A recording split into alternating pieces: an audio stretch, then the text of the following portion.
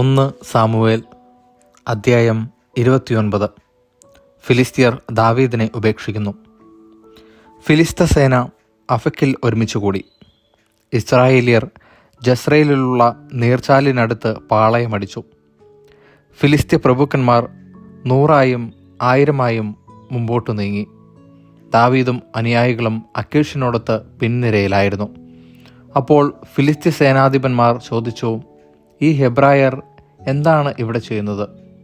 അക്കീഷ് അവരോട് പറഞ്ഞു, ഇത് ദാവീദല്ലേ, ഇസ്രായേൽ രാജാവായ സാവൂളിൻ്റെ ഭൃത്യൻ. ദിവസങ്ങളല്ല വർഷങ്ങളായി അവൻ എന്നോട് കൂടിയായിട്ട്. എന്നെ അഭയം പ്രാപിച്ച നാൾ മുതൽ ഇന്നുവരെ അവനിൽ ഒരു കുറ്റവും ഞാൻ കണ്ടിട്ടില്ല.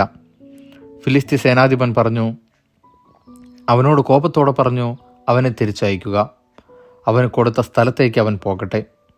യുദ്ധരംഗത്ത് വെച്ച് നമ്മുടെ ശത്രുവാകാതിരിക്കേണ്ടതിന് നമ്മോടൊത്തു വരേണ്ട. നമ്മുടെ ആളുകളുടെ തല കൊണ്ടല്ലാതെ മറ്റെന്തുകൊണ്ടാണ് അവൻ തൻ്റെ യജമാനനെ പ്രസാദിപ്പിക്കുക? ഇവനെപ്പറ്റിയല്ലേ അവർ ആടിപ്പാടുന്നത്? സാവൂൾ 1000-ങ്ങളെ കൊന്നു, ദാവീദ് 10,000-ങ്ങളെയും. അക്കീഷ് ദാവീദിനെ വിളിച്ചു പറഞ്ഞു, തീർച്ചയായും നീ സത്യസന്ധനാണ്.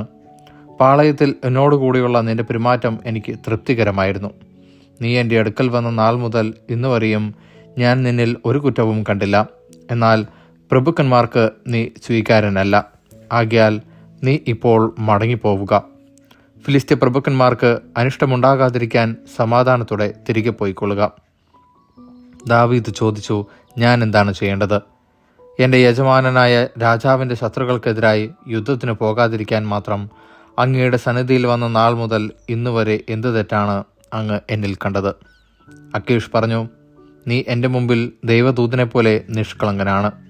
എന്നാൽ നീ ഞങ്ങളോടൊത്ത് യുദ്ധത്തിന് പോരണ്ട എന്നാണ് ഫിലിസ്ത്യ സേനാധിപന്മാർ പറയുന്നത്. ആകയാൽ നീ അനുചരന്മാരോടൊത്ത് അതിരാവിലെ വെട്ടം വീഴുമ്പോൾ തന്നെ പോയിക്കൊള്ളുക. അതനുസരിച്ച് ദാവീദ് അനുചരന്മാരോടൊത്ത് ഫിലിസ്ത്യ ദേശത്തേക്ക് മടങ്ങി. ഫിലിസ്ത്യരാകട്ടെ ജസ്രയേലിലേക്കും പോയി. ദൈവവചനമാണ് നാം കേട്ടത്.